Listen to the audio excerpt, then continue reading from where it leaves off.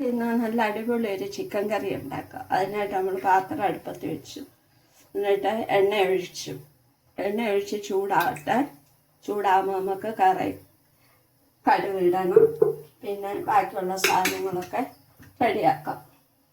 എണ്ണ ചൂടായതിനകത്തോട്ട് നമുക്ക് കടുക് ഇട്ട് പൊട്ടുമ്പോഴത്തേന് നമ്മുടെ ഓൾഡ് സ്പൈസ് പട്ട,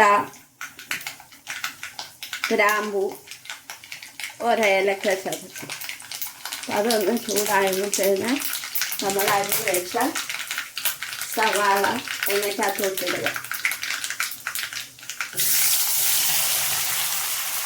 സവാളയും പച്ചമുളകും കൂടെ അരിഞ്ഞ് ചൂടായ എണ്ണയ്ക്കകത്തോട്ടിടുക. ഇത് നമുക്ക് വഴറ്റി വെക്കാം.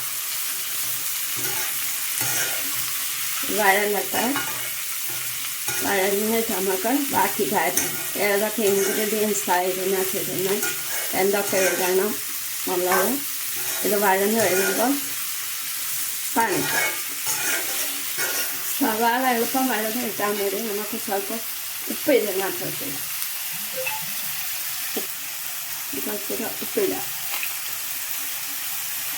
ഉപ്പിട്ടിട്ട് നല്ലപോലെ ഇളക്കാം.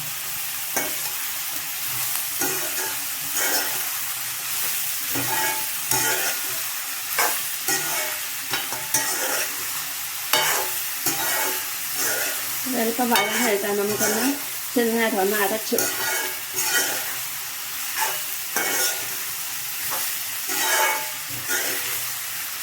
കറിക്കകത്തൊന്നും ഒത്തിരി എണ്ണ ഉപയോഗിക്കുന്നു. എണ്ണയൊക്കെ നമ്മൾ ആവശ്യത്തിനനുസരിച്ച് ഉപയോഗിക്കാവും.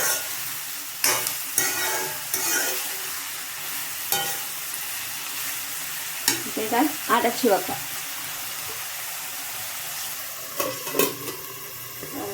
നമ്മൾ വഴലാൻ അടച്ചു വെച്ചേക്കത് വഴന്ന് വരുമ്പോഴത്തേന് ഞാൻ രണ്ട് പൂരി തിന്നിട്ട് ഇപ്പോഴത്തേനും അത് വഴലും. എന്നിട്ട് ബാക്കി നമുക്ക് പുറകിനെ കാണിക്കാം. ഇതൊന്ന് ഇളക്കി നോക്കാം.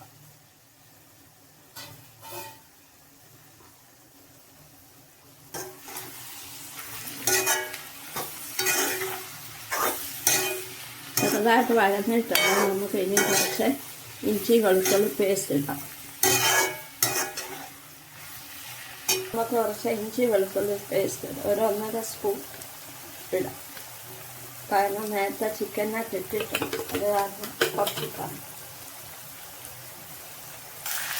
നമുക്ക് ഇനി ഇളക്കിയിട്ട് പറ്റും.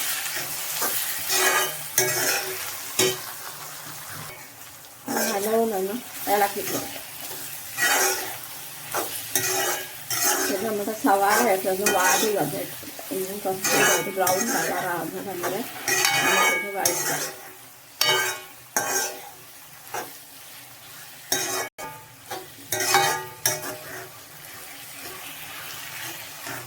ഇതൊന്നുകൂടെ ഒന്ന് നല്ല ബ്രൗൺ കളറാകട്ടെ. അതുവരെ നമുക്ക് വെയിറ്റ് ചെയ്യാം.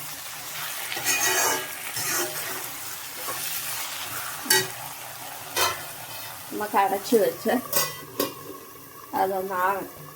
നമ്മുടെ സവാള നല്ലതുപോലെ വഴന്ന് വന്നിട്ടുള്ള ഗോൾഡൻ കളറായി. ഇനി നമുക്ക് ഇതിനകത്തോട്ട് കുറച്ച് കരിയാപ്പില ഇട്ട് കൊടുക്കാം. നല്ല കഴുകി വൃത്തിയാക്കി വെച്ചാൽ നമ്മുടെ കരിയാപ്പയെന്ന് കുറച്ച് കരിയാപ്പില, ഫ്രഷ് ആയിട്ടുള്ള കരിയാപ്പില ഇട്ട് കൊടുക്കാം. എന്നിട്ട് നല്ലപോലെ ഒന്ന് ഇളക്കി. ഇനി നമുക്ക് ഇതിനകത്തോട്ട് മസാല പിടിക്കാം. ഇനി നമുക്ക് ഇതിനകത്തോട്ട് കുറച്ച് മുളക് പൊടി ഇടാം. ഒരു 2.5 സ്പൂൺ ഇടാം. കുറച്ച് മല്ലിപ്പൊടി ഇടാം. ഒരു 2.5 സ്പൂൺ ഞാൻ ഇട്ടിട്ടുണ്ട്. പിന്നെയും കുറച്ച് മുളക് പൊടി ഇടാം. അതിനത് 2 സ്പൂൺ മുളക് പൊടി ഇടാം. നമ്മൾ ഓൾറെഡി ചിക്കനെല്ലാം പരത്തി വെച്ചിട്ടുണ്ട്. ഇനി 1 സ്പൂണ് ഗരം മസാല, പിന്നെ അല്പം നമുക്ക് പെരിഞ്ചീരകത്തിന് അതിടുമ്പോൾ ഒരു പ്രത്യേക ടേസ്റ്റും മണവും കിട്ടും നമ്മുടെ ഇറച്ചിക്കറി. അതിനാണ്. ഇനി നമുക്ക് ഇതെല്ലാം കൂടെ ഒന്ന് ഇളക്കാം. പച്ചമണം മാറുന്നിടം വരെ നമുക്ക് ഇതൊന്ന് സ്ലോയിലിട്ടാൽ തീ അപ്പം സ്ലോയിലിട്ടാൽ കേട്ടോ. ഫുള്ളായിട്ടാൽ അത് കരിഞ്ഞു പോകും. അതുകൊണ്ട് സ്ലോയിലിട്ടാൽ നമുക്ക് ഇതിൻ്റെ പച്ചമണം പോകുന്നിടം വരെ ഇളക്കി കൊടുക്കാം. ഇതിൻ്റെ പച്ചമണമൊക്കെ മാറി നമുക്കിനി ഞാനിവിടെ ഒരു 1.5 മുറി തക്കാളിക്ക് എടുത്തിട്ടുണ്ട്. അത് നമ്മൾ മിക്സിയുടെ ജാറിലോട്ടിട്ട് ഒന്ന് അരച്ചാണ് ഇതെടുക്കുന്നത്.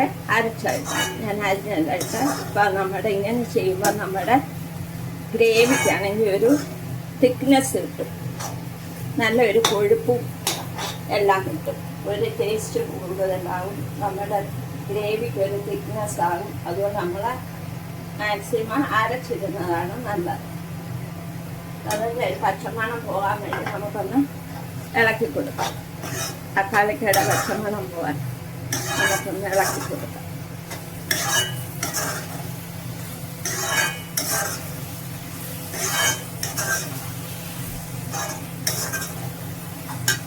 അപ്പം നമ്മുടെ ഇതിൻ്റെ ഇനി നമ്മുടെ ചിക്കൻ കറിക്ക് ഒരു പ്രത്യേകത ഉണ്ട്.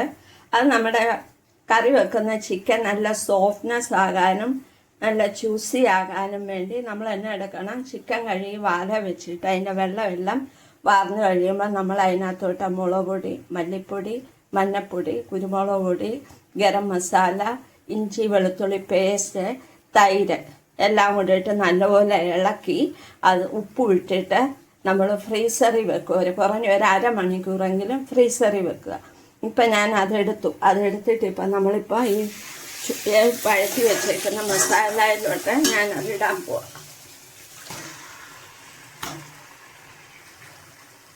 എന്നിട്ട് നമുക്കിത് നല്ലപോലെ ഇളക്കി യോജിപ്പിക്കാം.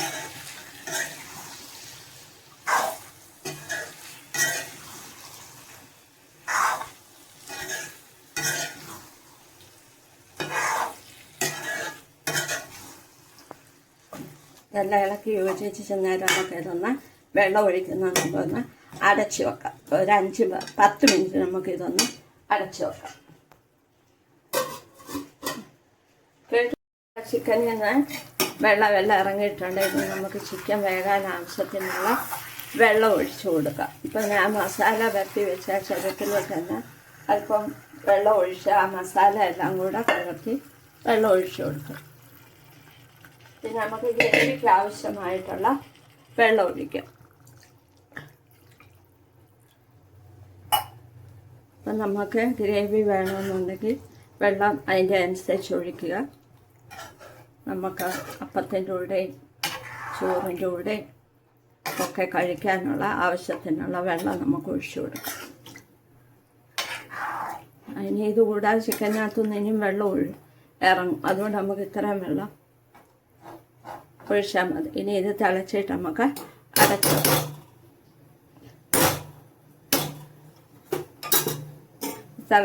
തിളച്ചിട്ട് നമുക്ക് അടുപ്പ് വെച്ച് അടയ്ക്കാം. ഇപ്പം നമ്മുടെ ചിക്കൻ കറി നല്ലപോലെ തിളച്ച് വന്നിട്ടുണ്ട്.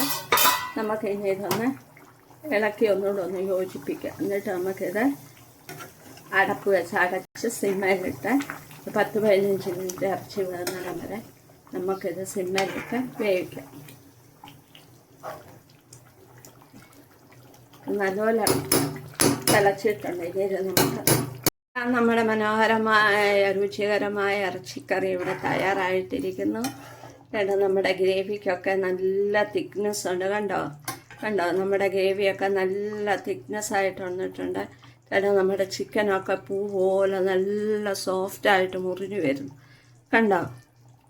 ഇത് നമുക്ക് അപ്പത്തിൻ്റെ കൂടെ, പുട്ടിൻ്റെ കൂടെ, ചോറിൻ്റെ കൂടെ, കപ്പയുടെ കൂടെ, അപ്പത്തിൻ്റെ കൂടെ എല്ലാം കഴിക്കാൻ പറ്റിയ നല്ല ടേസ്റ്റി ആയിട്ടുള്ളൊരു ചിക്കൻ കറിയാണ്. എല്ലാവരും ഒന്ന് ട്രൈ ചെയ്ത് നോക്കണം. നിങ്ങൾക്ക് എല്ലാവർക്കും എൻ്റെ വീഡിയോ ഇഷ്ടമായെങ്കിൽ ലൈക്ക് ചെയ്യുക, കമൻ്റ് ഇടുക, സബ്സ്ക്രൈബ് ചെയ്യുക.